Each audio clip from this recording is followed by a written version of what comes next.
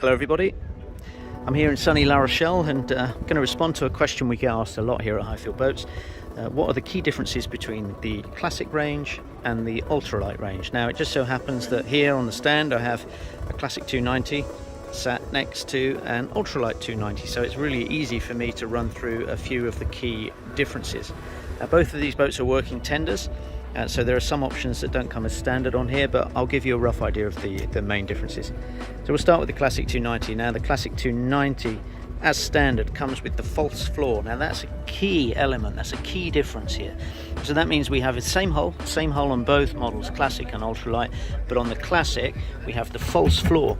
Okay, that gives you a small underdeck area to run your fuel line, to fit a bilge pump should you wish, and it allows you to keep your bags and your feet relatively dry. If you do ship any water or any rain on board, then it allows you to have a really nice flat area.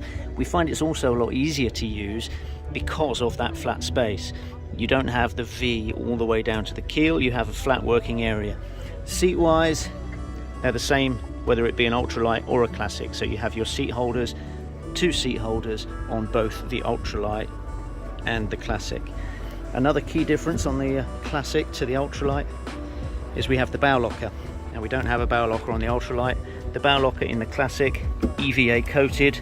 Again, storage there for your fuel tank, and as you can see the fuel line there goes through a dedicated hole and runs under the deck.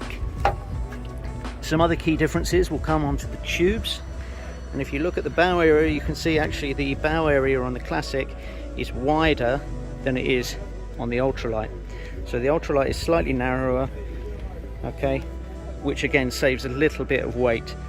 Again, we've got slightly more tube decoration here, bimini attachment points, port and starboard, and then we come to the rubbing strake, and this has got the reverse angled sharp rubbing strake. It gives you a good deflection of spray, keeps the boat nice and dry, and again that's one of the key points on the Classic. PVC handles, again strong, solid. Coming over to the Ultralite, you can see straight away the handles are fabric handles. This saves weight.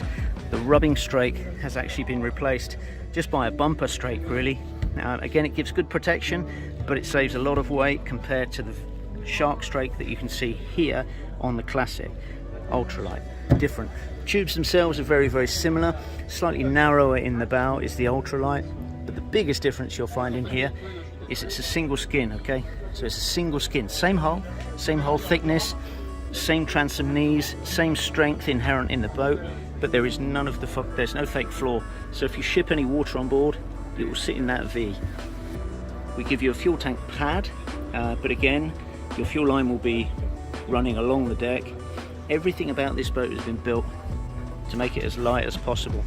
The other thing to note is on the Classic here we give you the welded 3-point bridle system in the hull, so that's welded from the factory. The Ultralite does not have that, again saving weight. So actually what is the difference in the net weight of these boats? Well, the Classic 290 comes in around about 60 kilos, still very light for a tender of this size. The Ultralite comes in at 20 kilos lighter, so this boat is around about 40 kilos. So those are the key differences in the Classic range and the Ultralite range.